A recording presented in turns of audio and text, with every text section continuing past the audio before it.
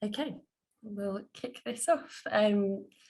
Hi everyone, thank you so much for joining us today for the launch of our new report.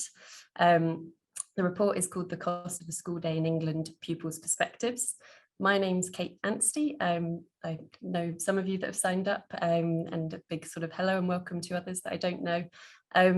I'm going to be chairing today's session, and just a few things to kind of share before we start properly.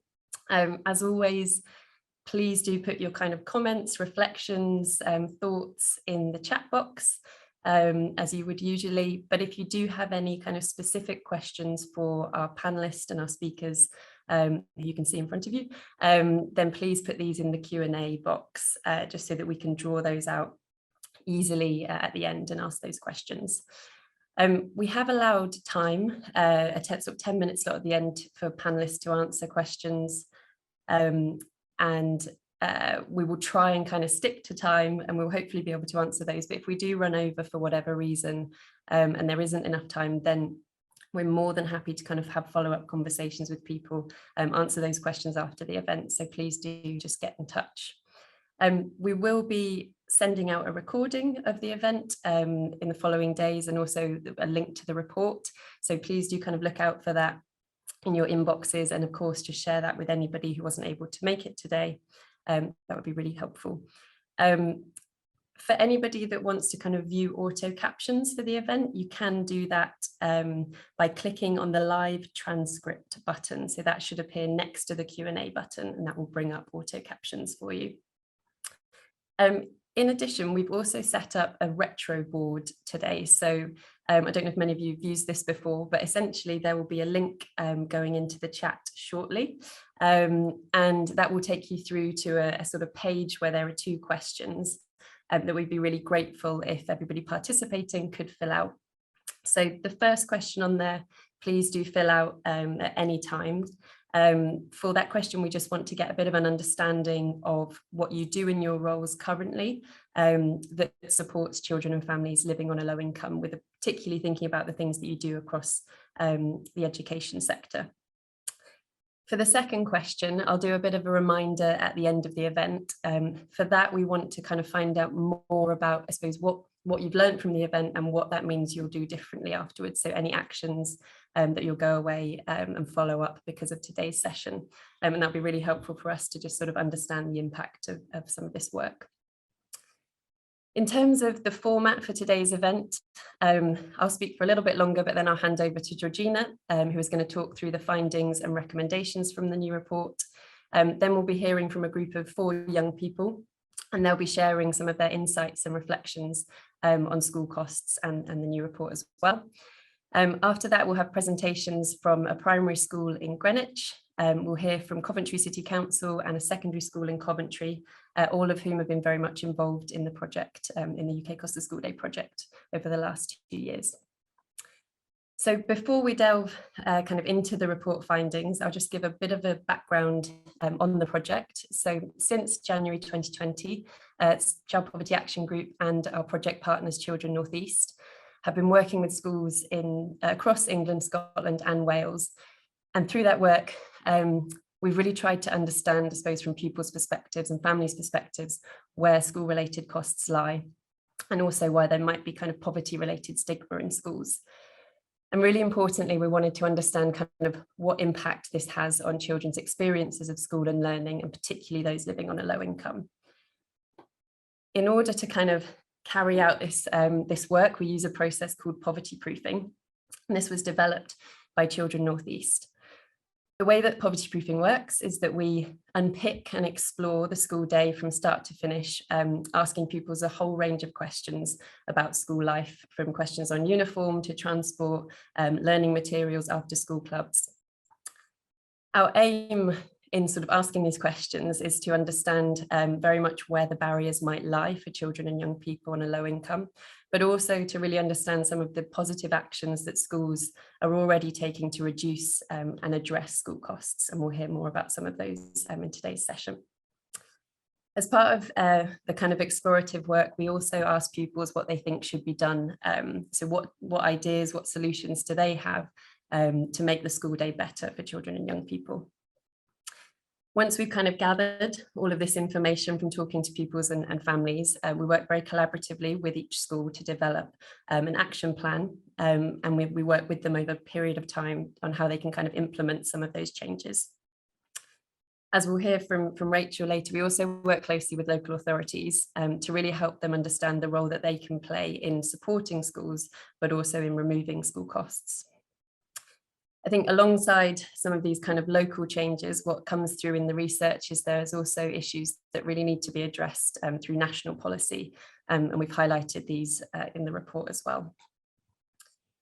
The UK Cost of School Day project builds on some of the existing work that was already taking place by CPAG in Scotland on the Cost of School Day, and also Children North East Poverty Proofing the School Day programme. So it's very much a kind of coming together of two projects. Across the whole project so far, we've reached, I think, nearly around 14, maybe closer to 15,000 pupils, and spoken in depth to many of them about the school day. But today, we're really going to focus particularly on the research and the findings from England schools, and that's what's captured in the report. So we're looking at the challenges children growing up in poverty face at school in England. As I said, what's being done already to address this, but also what more can be done by schools, by local authorities, and by the UK government to ensure that children on a low income don't miss out on kind of everything that school has to offer. Just to kind of note that this research work is ongoing throughout 2022, but we felt it was really important to kind of take a moment to share what we've heard so far, so that action can be taken now to make school life better for those children and families that might be struggling. So before I hand over, I also just wanted to say a big thank you to our funders. We've had amazing support from various organisations and funders who've really kind of understood the importance of hearing directly from pupils about their experiences and about how we can make things better. So a big thanks to the National Lottery Community Fund, Pears Foundation, Orbit Housing, and to Greenwich and Coventry Council who've supported the project as well. And finally, just a huge thanks to all the children and young people who've been involved in the project. They've been an absolute pleasure to work with, and they've told us kind of proudly about their schools, and they've shared their insights and experiences with us of school costs, and that's meant that we can kind of be here today sharing all of this with you. So on that note, I'm going to hand over to Georgina, who's going to talk through the findings. Georgina heads up our work in England. So over to you, Georgina.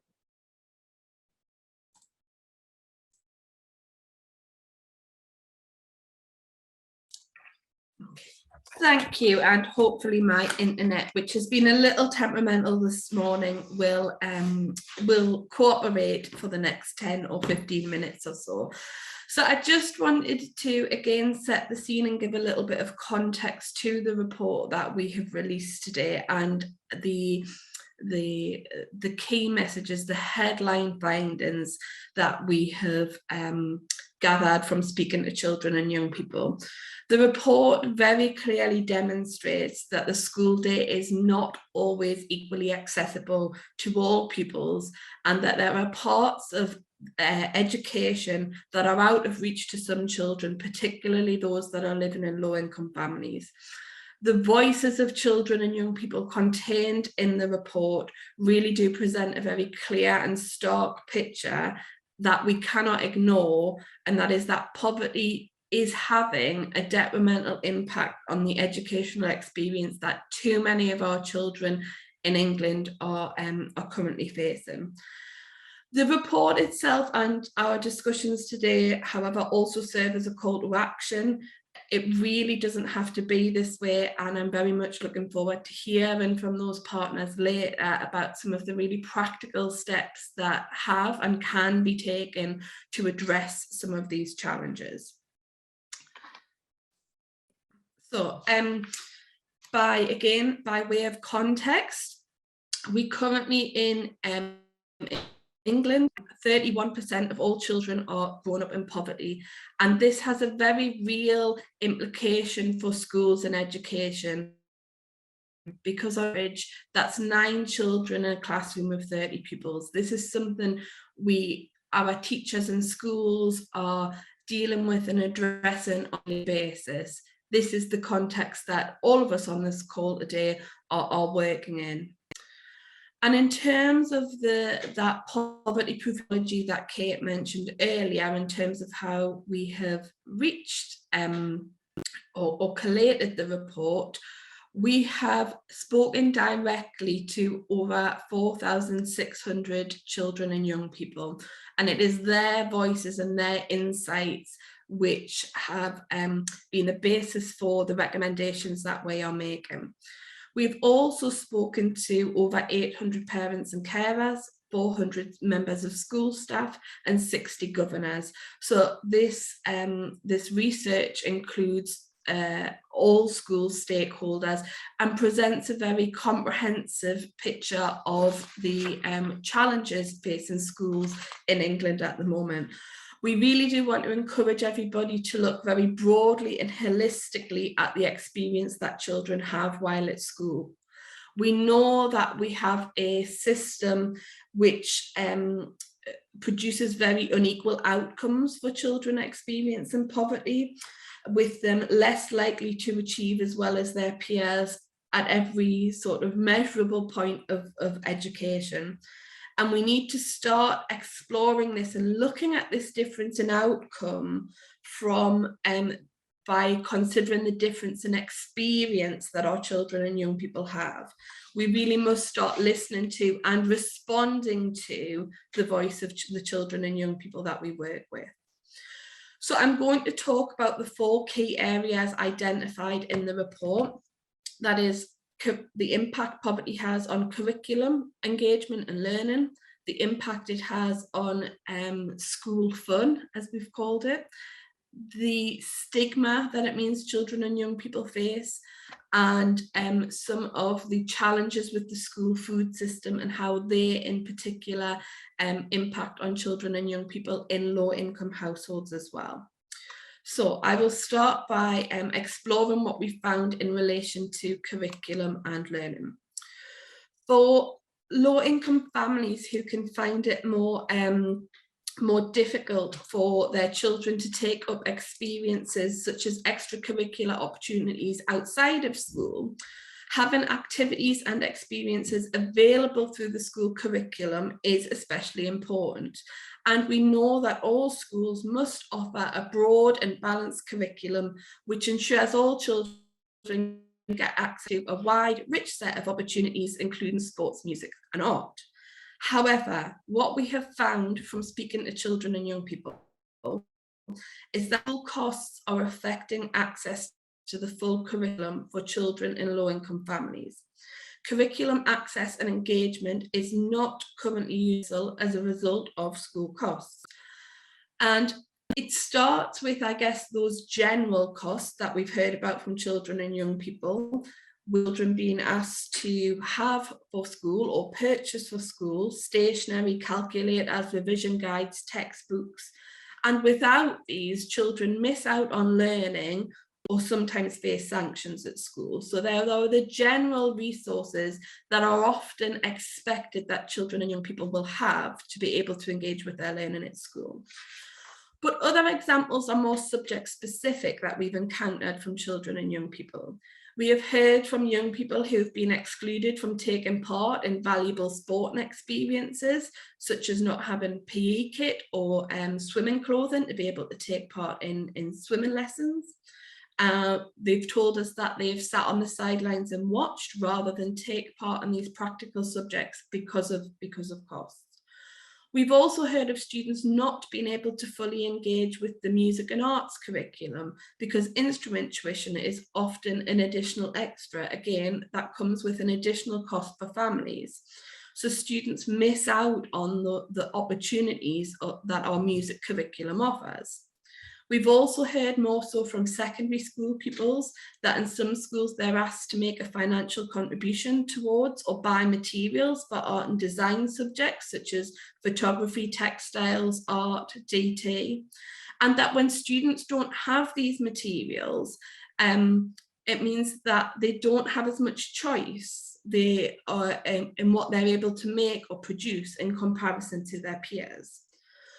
For others, students have mentioned the cost of purchasing ingredients for food technology lessons, and again, missing out on those practical subjects and developing those skills if they don't have the ingredients required.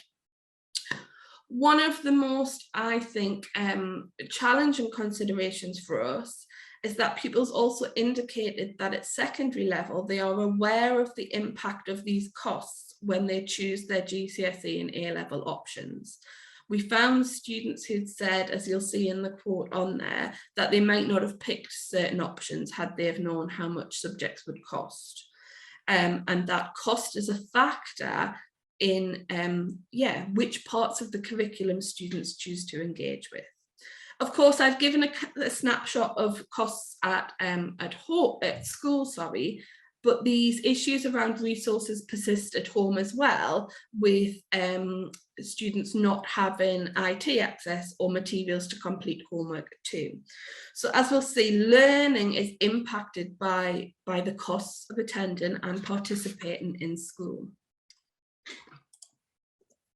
We also know or have heard from children and young people that children in low-income families at school face common school practices which unintentionally draw attention to differences in family incomes. So we have heard from students that they have faced stigma or sanctions if they can't afford unaffordable or costly uniform.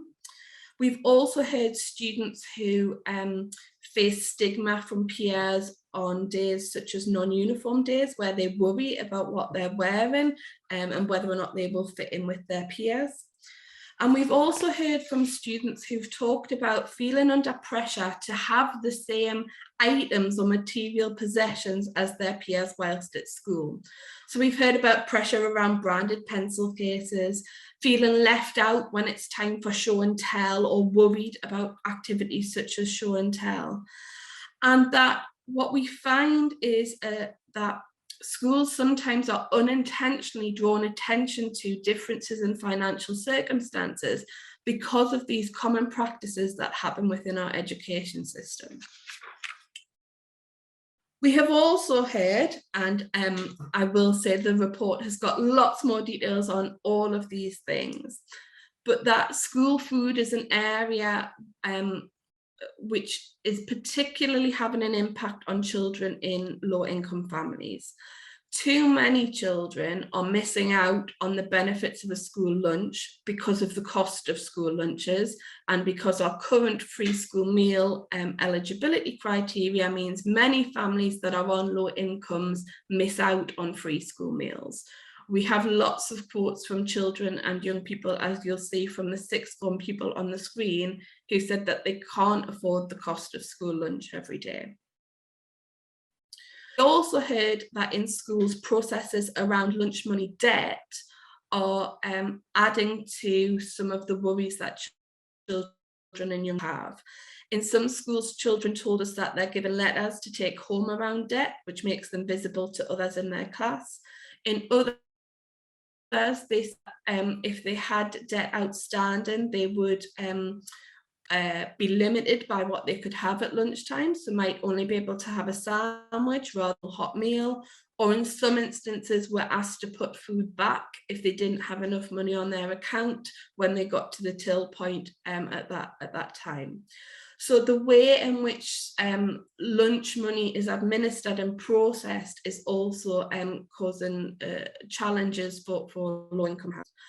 For those that are in receipt of free school meals, there are issues with this system at present as well. We've heard from children and young people eligible for free school meals that they don't have the same range of choices as their peers quite often. That those on free school meals are to use their free school meal money at break time, so can't go and get a snack or breakfast and have to wait until lunchtime. Or that they're only allowed certain lunch options or combinations or meal deals, but can't purchase the same as those that aren't on free school meals. We've also heard from students that if they don't spend all of their free school meal money, that it's not available on the following day over that free school meal allowance. And we also heard from students just a very mixed picture in relation to school food, in relation to what students think about school food, and the portion size sometimes as well. The overall picture is that an exploration of our school food system is needed to make sure that it's working for all pupils, but particularly those in low-income households. And finally, we also heard from children and young people about school fun, those things that we sometimes consider extras, but actually are core parts of school calendars, and where not having money means that children very visibly miss out on things like school trips, fundraising activities, celebrations, community events. These are the parts of school that young people quite often remember. But rather than being a time of joy and fun, these days and events, we've heard from children and young people, become a time of anxiety, exclusion, and missing out for those that are in households that are finding things more difficult financially. Examples of this include students telling us that they can't purchase cakes at cake sales, they avoid summer, winter, and Easter fairs, which need money.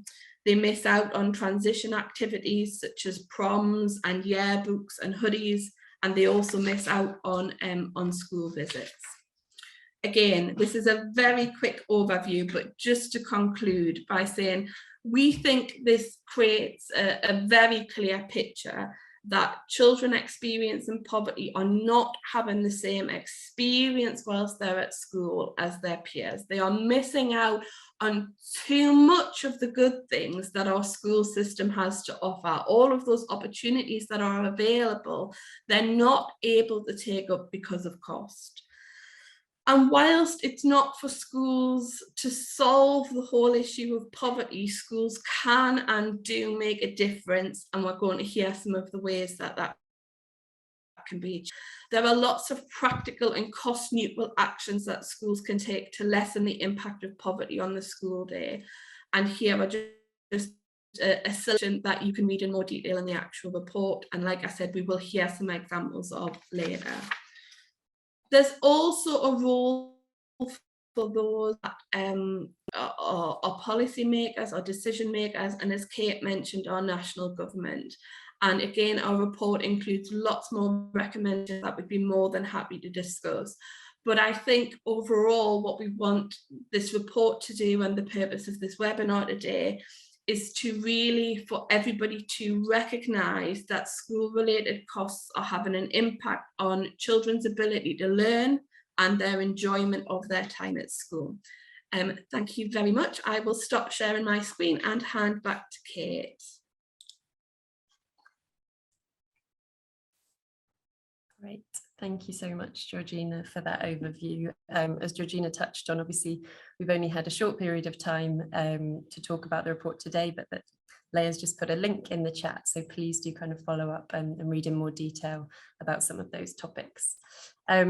So next, as I mentioned, we're now going to hear from 4 young people that we've been working with closely on this. They couldn't be here today because they're in school, but we shared the findings of the report with them prior to the event, and they went away and filmed some of their reflections on the topics in the report, and also talked about some of their experiences of school costs, but also what their schools are doing to address them.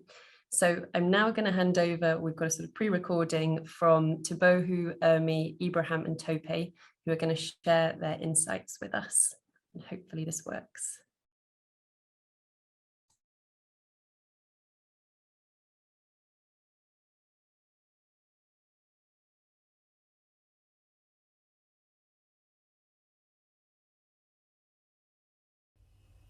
Hi everyone, my name is Taboho, I'm 15 and currently in year 11. The issue that I'm here to talk about is stigma. As a young person, there are already pressures to fit in with the people around you and to act a certain way based on where you come from or who people may assume you are as a person. And this can be a major issue, especially at school. Those who experience poverty are more likely to deal with the stigma attached to it. There are 4.3 million children living in poverty in the UK. An example of stigma faced by school children is a young person getting sanctions if they do not have the right uniform for school, even when a uniform is really expensive or difficult for families to get. Schools can have long uniform lists which have limited choices on where they can buy the uniform from, all of which adds to the costs for families and what they face. Uniform is supposed to reduce stigma, but when it's unaffordable, it can make things more challenging for young people and families. Students also get sanctions if they do not have the right PE kit or sports kit, which is another added cost for families. To combat this problem, my school has designed a system where uniform can be swapped or taken as needed. This is a straightforward and easy solution to the problem. Child poverty is not inevitable, meaning that neither is stigma. School should be a place where money doesn't matter and where everyone is equal. So I believe that this is an issue that can be solved. Thank you.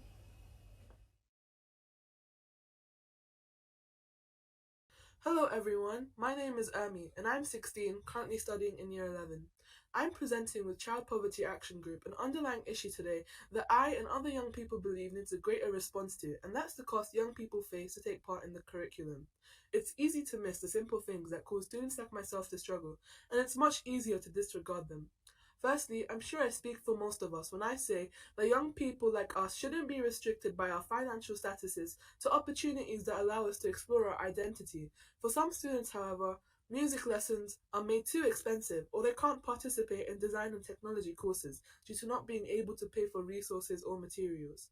While I live in one of the most deprived boroughs in my city, I'm pleased to say that my school tries its best to be inclusive of all the students that study here. For instance, we are all enabled to use available technology and computer rooms at school if we are unable to do homework at home, and our school provides us with a laptop to ensure our learning isn't forced to a halt. Another thing which I appreciate greatly that my school does is giving all the students revision guides, no matter which level they are on. Foundation and higher students are all the same, in which we are all given equal opportunities to strive and succeed. So, taking my school as inspiration, I think the first thing schools can do is be more understanding of children living in poverty by not being ignorant to the fact that we simply cannot afford certain things. Is it not clear how essential it is that students are given all the resources they need? Allowing students to strive in their education so they can achieve what they are capable of. That's what schools are about.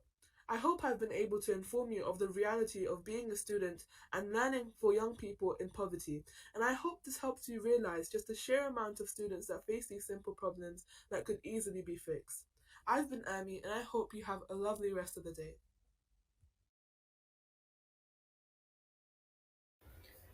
Hi, my name's Ibrahim. I'm 16 years old and I'm attending college.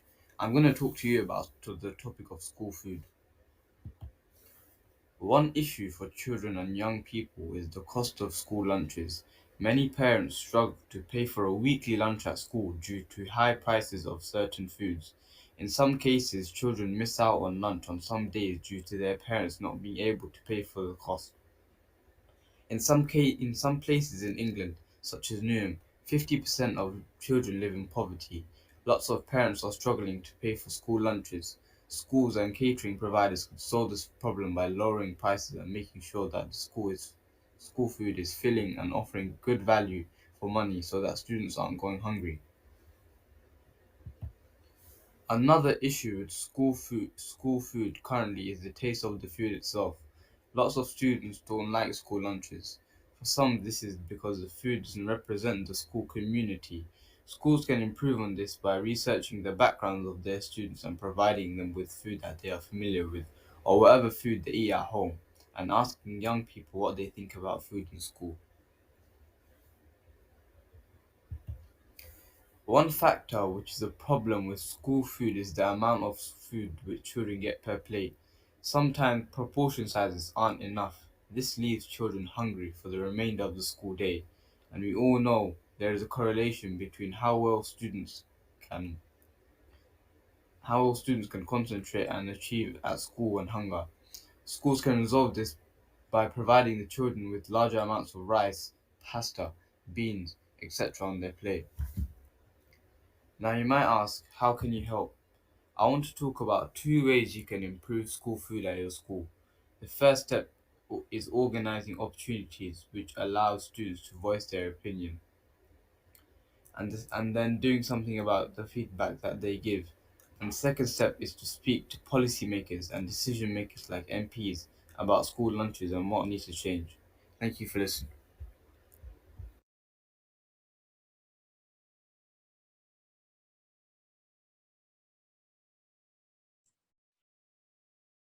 Great. Um, a really big thanks to Bohu, Ermi, Ibrahim and Tope who put that together and shared their reflections and thoughts on the report. I think what came through really strongly for me is just that lots of them talked about ways that things could be fixed and solutions. And I think that's a really kind of key point of this project and the report is that there are things that we can do about this. While you know, it's a big problem, but there are solutions out there, and we can take learning from lots of good practice. So on that note, we're going to now hear from Katie Kutujar, who is head teacher of Alderwood Primary School in Greenwich, and we'll also be hearing from Sarah Cook, who is the learning mentor and family support worker. Because the school day practitioners worked with Katie in the school in autumn last year, so we'll now be hearing from them about their experience of the project. So Katie and Sarah, over to you. Thank you, Kate. Good afternoon, everybody. I think we've actually got quite a tough slot after those amazing young people and just how eloquent and articulate they were, but we will do our best. So as Kate has said, we are from Greenwich. We're from a small primary school in Greenwich Borough. We're only one form entry. And we're going to give you a little bit of context around our school and why it was so important for us to really embrace the cost of the school day project and then really look at the report that they have provided to us and think about how we can have this project really have a kind of sustainability and longevity across our school. So thank you, Georgine, if you could flick on. So as I've said, we're a one form entry school, and as you can see from our percentage of pupil premium, we have a large population of our school that are in receipt of that funding. We also have families that are larger than 3 siblings, and we're always very mindful here in school around thinking about the children that may be preschool or post-primary school age. So actually not just thinking about the children currently in our care, but the wider context of that family. And also thinking about blended families, so families that have half brothers and sisters, step brothers and sisters that may not live within that family address, but will also have pressures around funding for that family. As you can see as well around the IDACI bands, a huge proportion of our families live in the top 2 IDACI bands for deprivation. Whereas only 3% of our pupils live in the wealthiest band. And to give you a little bit of an idea around what 3% means here, as a one form entry school currently, that's about 5 children. So a very, very small number of children live in one of those wealthiest areas. And a large proportion of our non-pupil premium children fall into that working poor category. So I think that was mentioned earlier around the children that are not eligible for free school meals, and those children being a real area of focus for us. So we've seen a real increase in food bank use for these families. Anecdotal stories around parents maybe not eating dinner or not eating lunch and dinner in order to have that money to pay for bills. And we all know around the pressures of the rising fuel issues at the moment, and we're very mindful of how that will affect our families here. Thank you, Georgina. So where did we start from? All of that information wasn't new to us here at Alderwood. And I think one of the young people really hit the nail on the head in their video, where we were so conscious of making school fun for children and very aware of trying to make them citizens of the world. So understanding around charities and why that's really important to raise money and to give on to charities, that I think we were a little bit blinkered around the unintended consequences. So there was never any malice in what we were doing around our families and funds that they may need to supply. But I just think we were blinkered around how did that actually feel for a family with 1, 2, 3 or more children in our school or in other settings. How did that really feel when we were asking for £1 here, £1 there, etc., etc.? So you're absolutely right. We embarked on the Cost of the School Day project in autumn, and we were really unaware around what that would look like in the school, what that would feel like, what process did we have to go through as a school community. But I think from the outset, we were really passionate about making sure we entered into the process with a truthful approach, the idea that we would really listen to all of our stakeholders, so parents, governors, children, around what did it feel like for them. So without us having that barrier of it comes from a good place, we really wanted to break that barrier down and make sure that we were responsive. And you can see some of the quotes there. So I think, again, one of the young people raised this. What came through in our baseline report was that parents were telling us, actually, we didn't know what we were paying for in that trip. Not enough information was given to us around whether we thought as parents it was value for money. So that's really opened our eyes, actually, that yes, parents may not know what the Year 6 residential trip is actually all about. So we need to give much more information at that early stage to parents. And I think what came through, again, from one of the young people is around the timelines. So that is just opened our eyes, really, about giving people much more notice of upcoming events. And I think it was Georgina that said earlier around those habitual things that are part of our educational system, that again, we just need to make sure as, you know, practitioners, we don't fall into the trap of what did you do over the summer holidays? What did you do over the Easter holidays in front of that wider forum? And as you can see that quote there, you know, some of my friends could go abroad, but actually if you haven't done much with your holiday, that's quite a loaded question. So that's where we started from. And as I said, we really did embrace the whole process. And what have we done to make some changes? Thank you, Georgina. So I'm going to hand over to Sarah now, who has been really instrumental in our school in pushing some of these things through. Good afternoon, everyone. So one of the things that we've changed is to make up a timetable, which is on the screen. And this is like a yearly timetable that we stick to for all charity and fun events in the school. It's on our website and the parents have been emailed, so they know sort of right at the start of the year what's going to be coming up so that they can plan ahead if they would like to contribute or join in. The ones in black are free.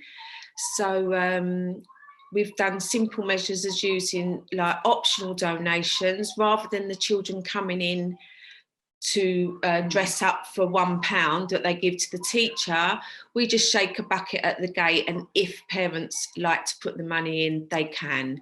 They're not, you know, they can put in whatever they like.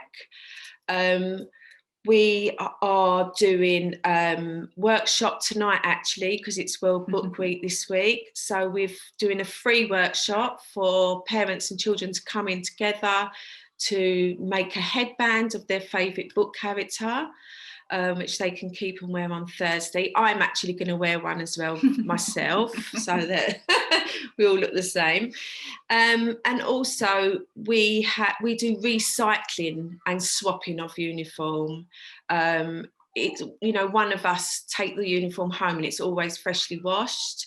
And for new parents that join the school as well, we offer them that so that they haven't got to pay out for a whole uniform if they can't afford it. And then year sort of 1 children bring in their old uniforms, which we can then swap with the current children when they come up. And also a couple of weeks ago, on the end of the Cost of the School Day and the child poverty, and going back to the lunches as well for the low income family, which we have got a lot of here. and the children we know are hungry, we've started a free of charge early start cafe. So at 8:15, myself and another LSA, we do free breakfast. So there's toast, crumpets, croissants, juice. And I didn't think anyone would turn up, but it is so busy. It's great. All the kids are really enjoying it. And a lot of families that I wanted to target are actually coming. So that is really lovely as well. If I could just hop on around the kind of pre-loved uniform, I think the idea of just rebranding it, so it's no longer kind of linked with that idea of funds and economic status, it's around that environmental approach. So actually, why on earth are you buying new things? There's too much new things in the world. Come and have some of our pre-loved things, it's better for the environment. And I think that has been a real eye-opener just around how we can rebrand something and suddenly make it more accessible to our families. Thank you, Georgina.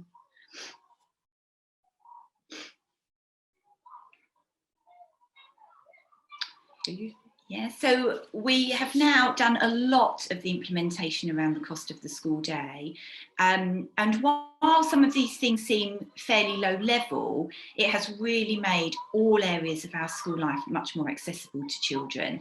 And we've begun to see some lovely quotes and emails coming back to us now. So only earlier this week, we received this lovely quote from a parent around how pleased they were that children were thought of, and that it's not just a case of ploughing on with something and just saying, well, you know, it's optional, children have the option, because we know that every child would want to join in, apart from a very small number of children. But most children would want to dress up. So how can we make those things accessible? And we're beginning to see that filtering out into our community and hearing the feedback from parents. I think what it's enabled us to do is be just really aware of that habitual focus. So actually it's now embedded in Alderwood school life.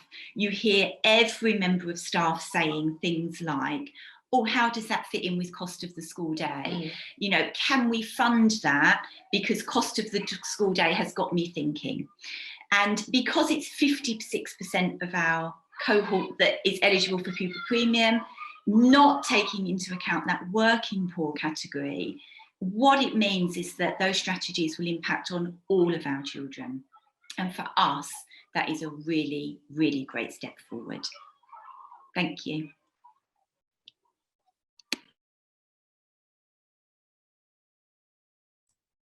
Great, thank you so much, Katie and Sarah. I feel that there was loads in there to pick up on. Really liked the sort of planner that you share with families, and that just, I think that's an example of something that is kind of no extra cost to the school. It's a cost neutral solution, but it's just really, really helpful for families to see that.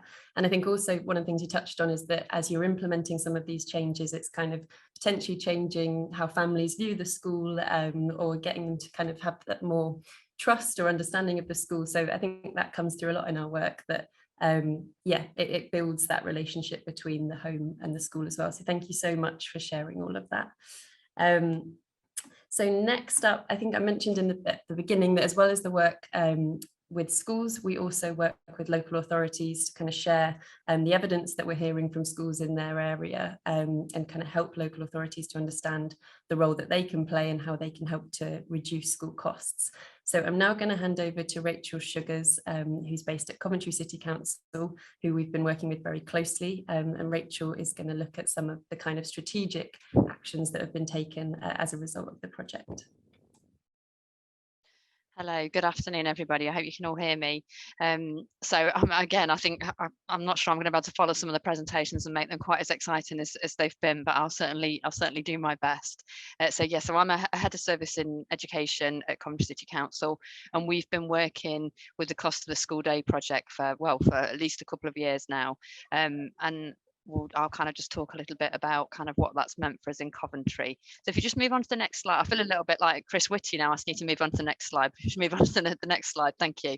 So these aren't my graphics, these are from the Cost of the School Day project, but I really like this picture because I think it really kind of sums up some of the things that we're trying to sort of focus on and understand better. So we'll move on, but I do like that picture. Okay.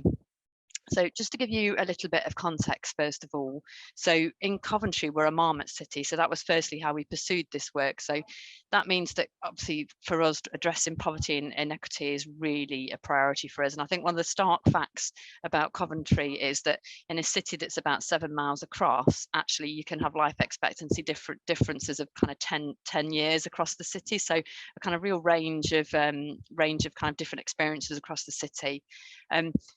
We take an approach in Coventry where, we passionately believe that the focus on that whole child is really important.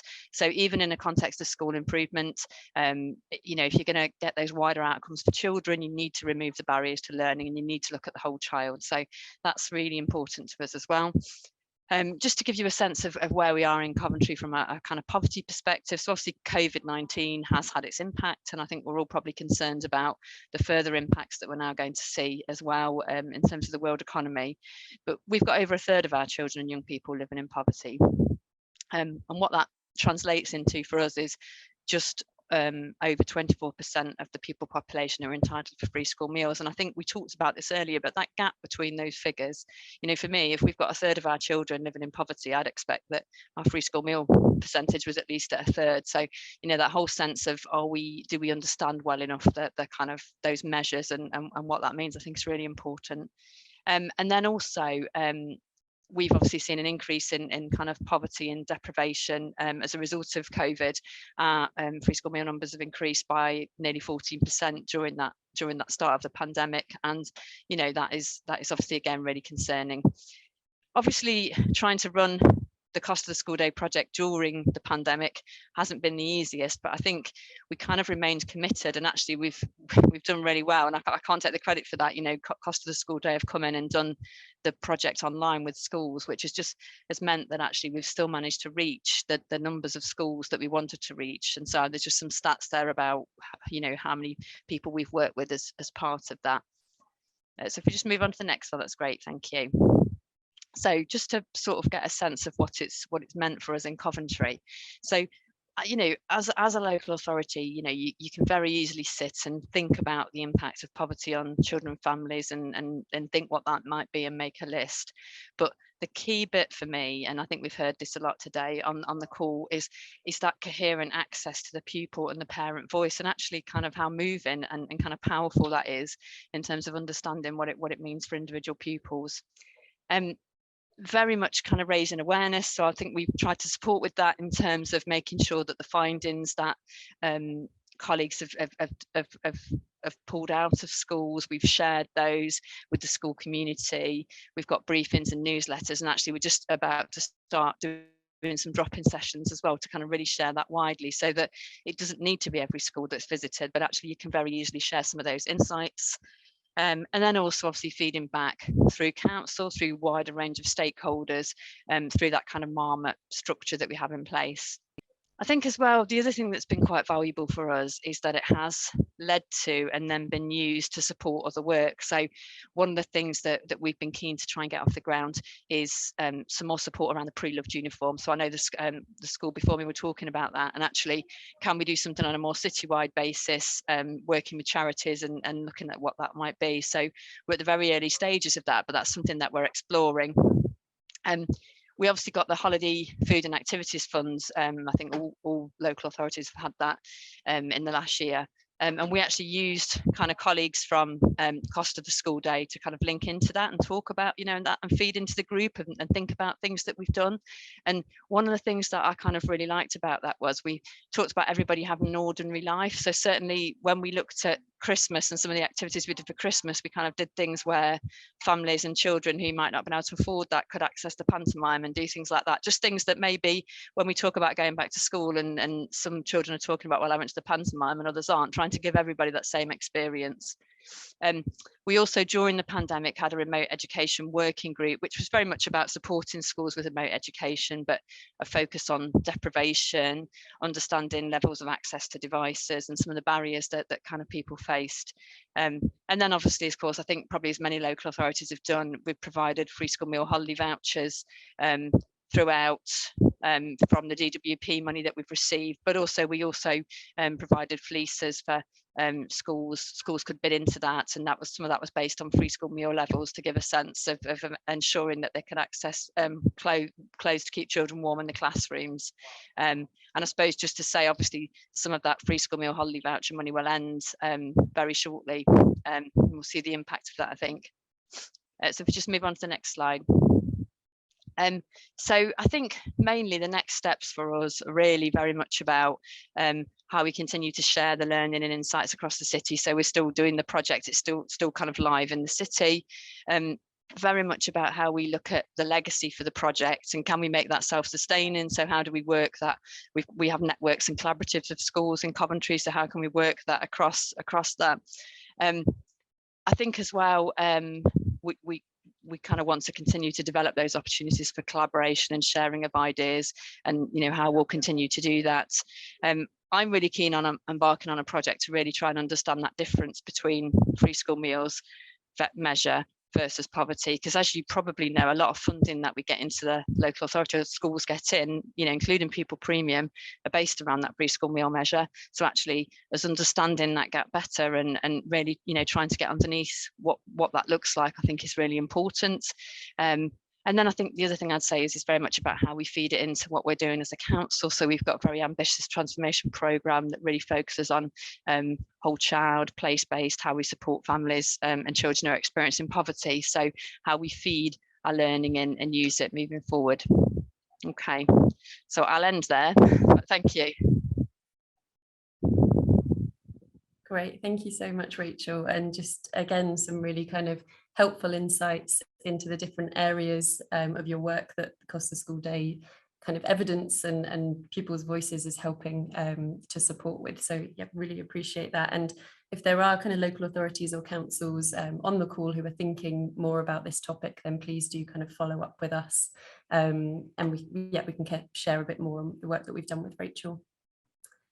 So we are coming to our final panelists today. We are next going to hear from Kathy Smith, who is the Associate Head for Linghall Secondary School in Coventry. So we heard from a primary initially, and now we're going to hear from a secondary school. We started working with Linghall back in January 2021. And at that point, many of the pupils were learning from home. So we had to sort of adapt the way that we ran the project. But Kathy is going to share what her school learned through the work and some of the actions that have been taken. So Kathy, I will hand over to you. Hi, thank you. So yes, when we first got involved, it was during lockdown. So organising all of the interviews and making sure that everybody could be heard in their own homes was quite an interesting scenario. And actually the dynamics of that was making sure that everybody could be heard, and we had a whole sort of cross section. If you look at the school, obviously it gives you a flavour of the sort of children that we work with. We do have a number of children who are eligible for pupil premium, and we also have a huge mix of students whose English is not their first language, or they've come from they're migrants, or they've come from different situations, and often they arrive just themselves. They have nothing else, and they've got nothing else at home. They may even not at that point have their accommodation sorted, and so there's a whole sort of a huge mix across the school of the kind of children that we work with. And I think the big thing for me, sitting here and listening to this, is it's about taking on every idea that's thrown at you. If I think of Katie from Alderwood, I've already started to, if I showed you my piece of paper, I've already started to note down different things, and everything that actually Costa the School Day have suggested our way, and everything I hear from in all of these presentations, it's about taking it willingly and going, okay, we're not invincible. What else can we do? What else can we add? What can we do to change? Because sometimes again, as Katie said, we do things inadvertently. We don't realise that actually something very simple can have huge detriment to the child that's in front of you. And it may just be a throwaway comment, or it may just be something that you've organised. And so the big part of this for me is making sure that we listen to what the children say, but any advice or any idea, we take it on board. Because obviously with such a mix of students, within the school, it's really important that you understand that we can't be in everybody's house. We can't see what everybody's experience is. We've got so many, from people who are living in hotels to people who have, lots of money, maybe have a 4-bedroom house, but that's the mix across the school.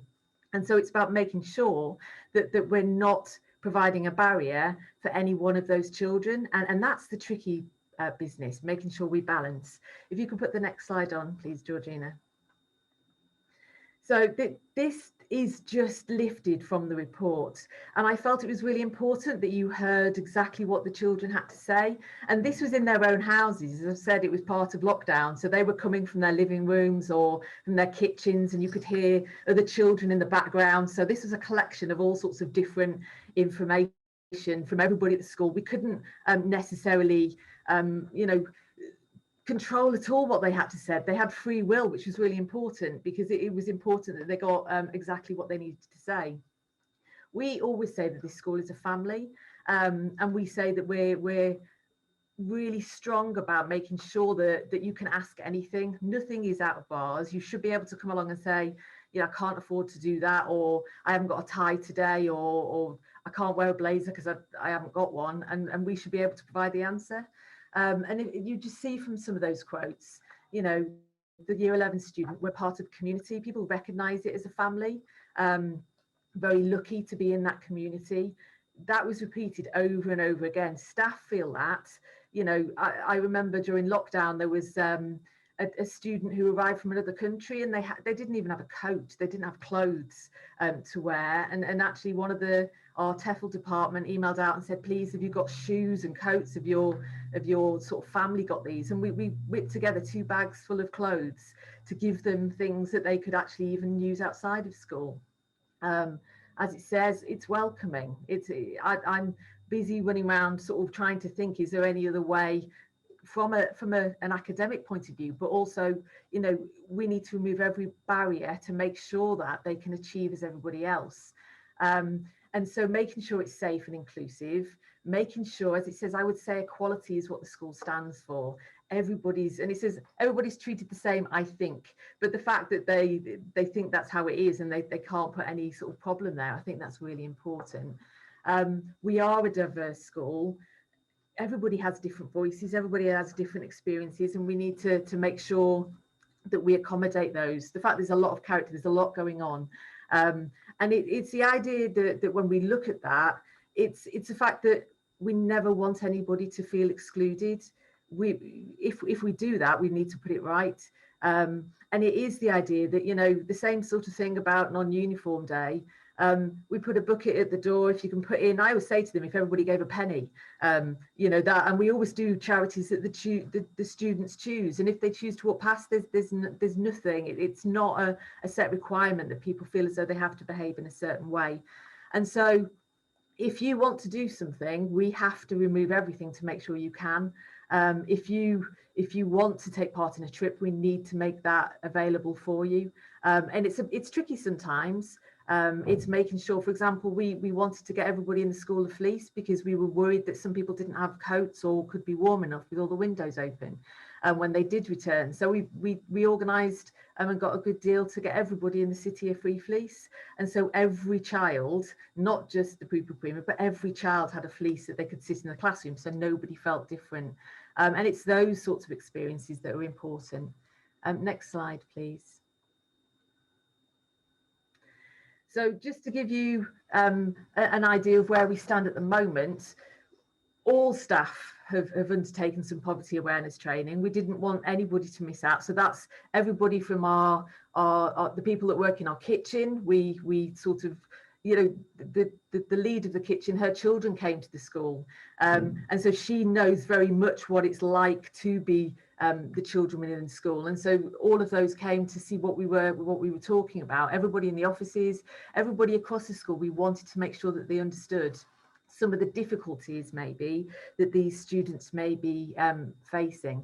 And then we've established a working party to look at what is it that we're still missing out on. There were lots of recommendations from the actual report, and we've worked through them one by one to make sure that actually, is there an answer yet? Is there something else we can do to make sure that we're addressing everything?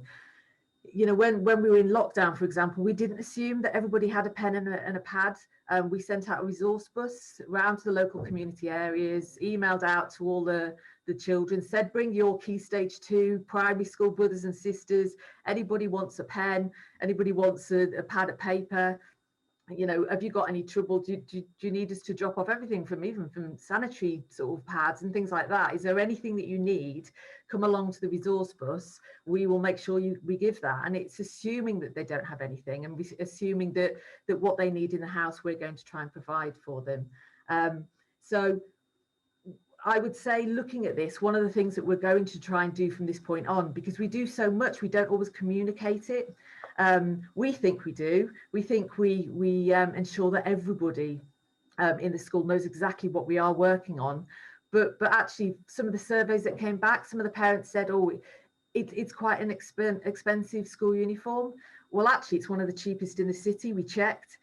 Because actually there are only certain things that we have to provide, but we buy back, for example, all of Year 11's uniform, and we actually then have all of that to be able to give out to any family that needs it. And so there was a parent there that didn't understand that we did that, and so it's making sure that we are very explicit in our communication and making sure that every single parent knows exactly what we're doing. So that's what we're working on at the moment.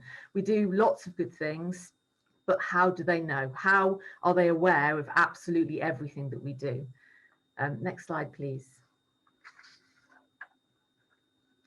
I'm going to run through one or two of these, but the next two slides are just very, they're just overviews of the sort of things that came out from the Cost of the School day.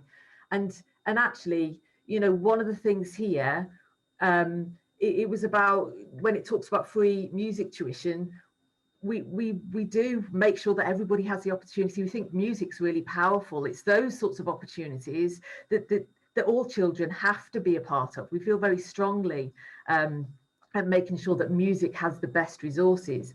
And you might say, well, how can you do things like that?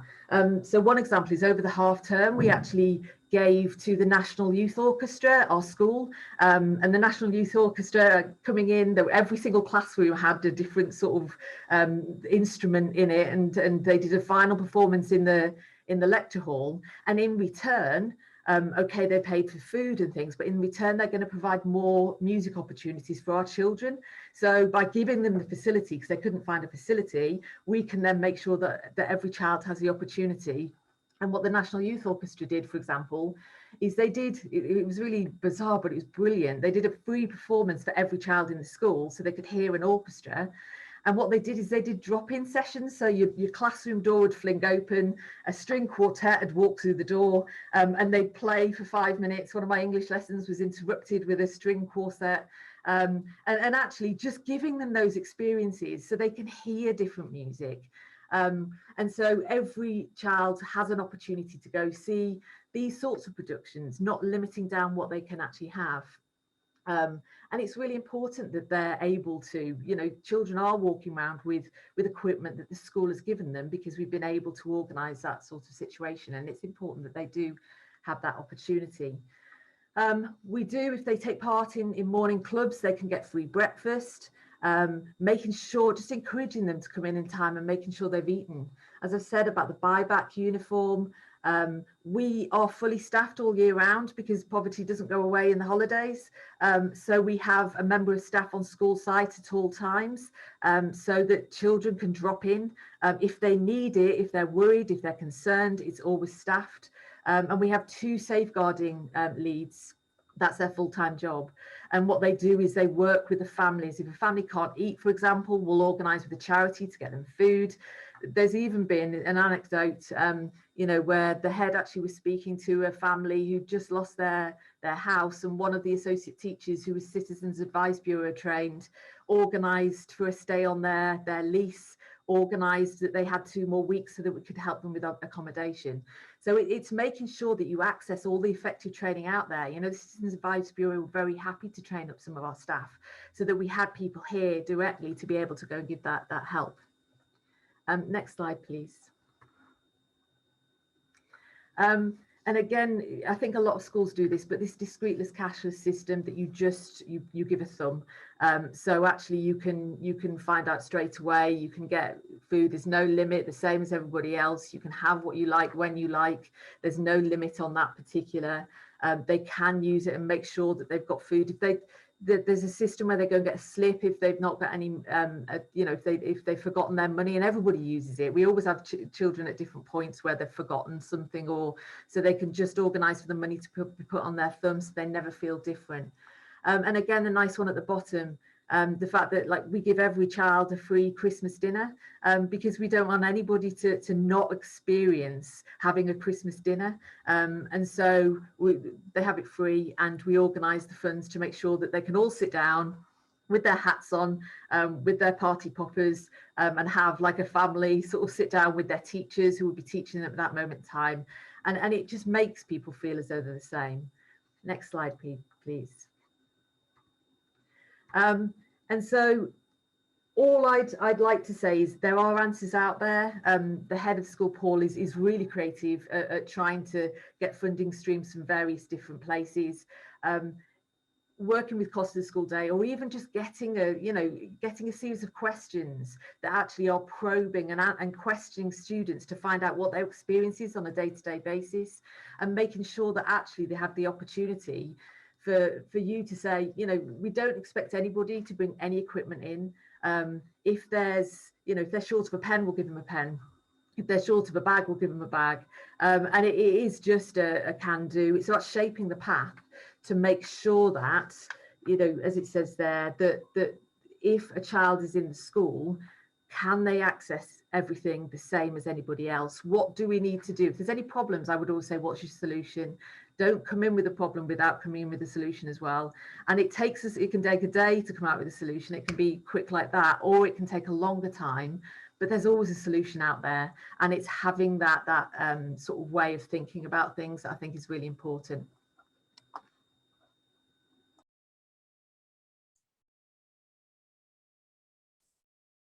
Great, thank you so much, Kathy. Again, just loads in there to think about. I think this kind of came up in the chat, but a really inspiring approach in terms of that ongoing learning, and having that kind of working party who are set up in the school who are going to continue to look at this. So it's not just a sort of snapshot view of the issues, but you're thinking about this on a kind of ongoing basis and embedding cost of school day in your practices, which is just brilliant. I have taken note of some of the comments in the chat about how fantastic the young people were, and I'll just make sure that I pass that on to them. I completely agree. They just sort of said it so clearly, and better than I could. So yeah, real pleasure and a joy to work with them on that. We are running out of time, but I did just want to ask maybe one, possibly two questions that kind of come up in the Q&A. So firstly, questions for Katie, Sarah and Kathy. How involved or supportive have your governing boards been in the Cost of School Day project, or what kind of role have they played? And that's from Fiona at the NGA. So we'll go to Katie first. Yeah, hello everyone. Yes, we feel actually they've been very involved in the process. We have several parent governors, we have several staff governors. So it really was that approach at school level around what is it all about? Why do we think it's important that we embark on it? And then gathering their feedback and their opportunity to share anything that they wanted to during the process. I think what's important now is that we keep it on our agendas. So we do have a named governor for food poverty in particular. So I think it's important that it remains high on her agenda. But that would be the person who would play the key role from our governing body. Great, thanks Katie. And Kathy, same question to you. It's been really embraced by the governing body because obviously they were part of the initial project and they were questioned separately. So it's really important that their feedback was heard aside from the school. And actually our governing body are very, everything that the school do, they're very supportive of actually understanding the situations that our families are in. So I think it's important that they are embedded within this. We've got somebody on the working party from the governing body because it was important that actually they understood the situations and the circumstances that the children face, because I know it's about getting academic success, but it's equally ensuring that we've got, you know, safe, well looked after children, and it's important that the governing body know exactly what we're doing to support that wider life of the school. And so they've been very on board. We feed back with the head teacher's report on what we're doing, and that governor on the working party actually makes a big difference. Great, thank you both for that. And then I'm just going to pick up very quickly on a question that came up in the chat around sort of whether we worked with academies as well as maintained schools. And I don't know, Georgina and Rachel, just if you want to sort of comment on that and the fact that this does cover sort of research in academies too. Rachel, over to you first. Yeah, well, in Coventry, yeah, absolutely. And actually, Kathy, who is is part of an academy and part of one of our kind of big multi-academy trusts in the city. So absolutely, yeah, we work with all schools. I'll just echo that and to say we're also interested in hearing from and exploring where some of these issues might relate to academy trusts, or where decisions about catering or uniform are sometimes made by individual schools, but sometimes those decisions might sit within different trust structures. So again, that is something we're thinking about, and if anybody's got anything they would like to chat about around that as well, it's something we're keen to explore with the remainder of this project. Great, thank you.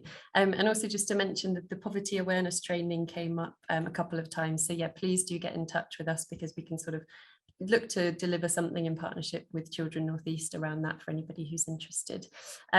So I think, you know, we're bang on, and I'm going to bring it to a close. I would be grateful if anybody could fill out the retro board and just answer that question about sort of what you'll take away from this, what learning or actions you'll do as a result of some of the findings. That would be really great. As I mentioned, we'll be sending out a recording after the webinar of what you've seen today, including all the presentations, and we'll also send the report as well. And I think probably there's just nothing left for me to say other than a huge thank you to all our speakers and panelists today. So big thank you to Georgina, to Bohu, Ermi, Ibrahim, Tope, Katie, Sarah, Rachel and Kathy. I think you'll see from the chat that everybody has found the presentations incredibly kind of valuable, and it's really kind of sparked ideas and got people thinking. So I think that is it from me. Thank you so much everybody for joining us. It's been a real pleasure, and please do follow up with us on any of the things that you've heard today. Take care. Thank you.